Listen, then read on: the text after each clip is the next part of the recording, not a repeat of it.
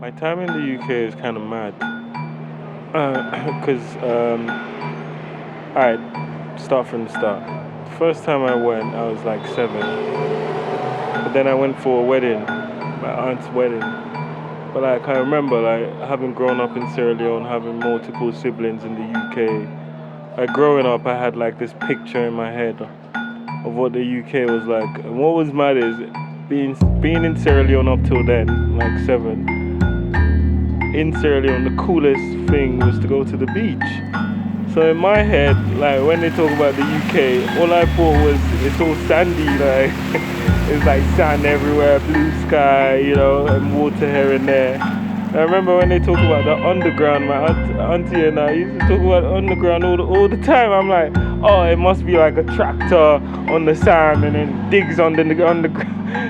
So obviously I got the shock of my life when I was 7. I was like, oh, it's just normal, like weird grey block brick houses, cold as hell. Alright, the first intimidating thing was the plane. I was like, what? That shit looks like a building. But anyway, yeah, so when I was 9, that was the second time I went, and we actually stayed, and I started primary school. They had these passenger boats. It was called the Elder Dempster Line. And the boat we went on was called the MV Oriole. And Desmond and I used to go to the prow of the boat. There's the prow that's right to the top. And look down, that's the scariest thing in the world because you see it kind of goes down underneath. And you just see the water parting. And you just have this compulsion. You want to dive in. It's really weird. Mum did fairly actively actually offer us opportunities to go to Nigeria.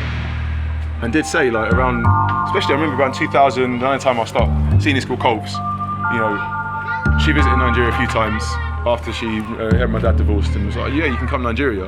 And we were just like, no thanks. And we just didn't really see it as an option that we were excited about, at that time. Maybe with a dominance in London, South London, Catford, Caribbean culture was probably more popping at that time. Less sort of cultural confidence in being African and stuff like from the beginning. I would always just say I was Sierra Leonean, but it's something that I actually picked up from my dad, because when we used to be like on holiday in Europe or wherever, whenever someone would say where are you from to him, he would never say the UK. And he was born in the UK and has a British passport and went to school in the UK, but he would never say that. He'd be like, West Africa is Sierra Leone. And for me, being somebody that's obviously from Africa, originally parents from Africa, born and living in London, that generation gap between me and my parents makes my relationship to Africa very difficult, I found. And I never really was able to talk to my parents about that. I never really understood their story. Obviously my parents moved from Sierra Leone during the war and stuff, so there's a lot to it that I don't know. And I wanted to connect with them.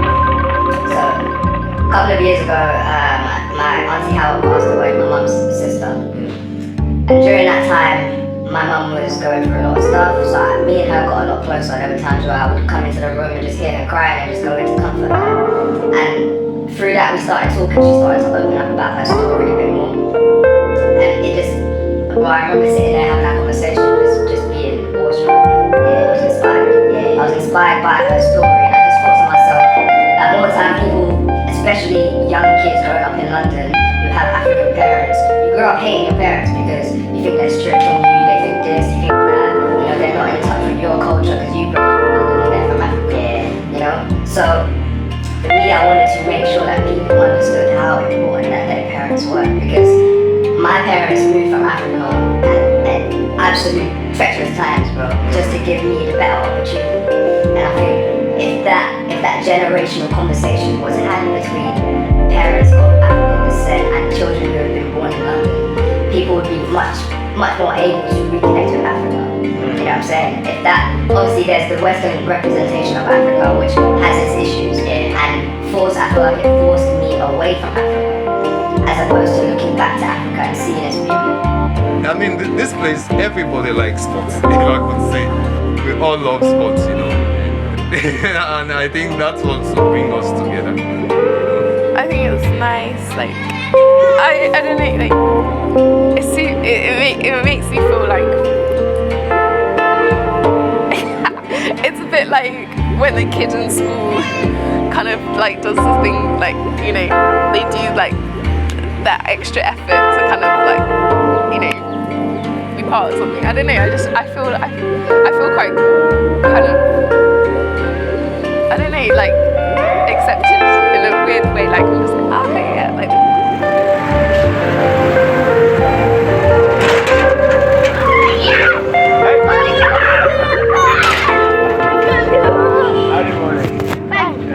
You're man. What's up? What up? Everything. Come for flat. Come on. Sydney.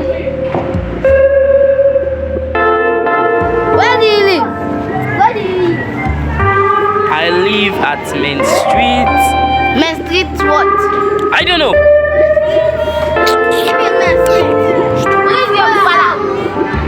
I don't know. Which color house? I don't know. Are you Sarah Leone? Yeah, my papa na salon man. Mama come out England. Na Apa. In the upper. Yeah. You know, they call him Tusim. Tusim. Tusim. You know, Tusim. Yeah.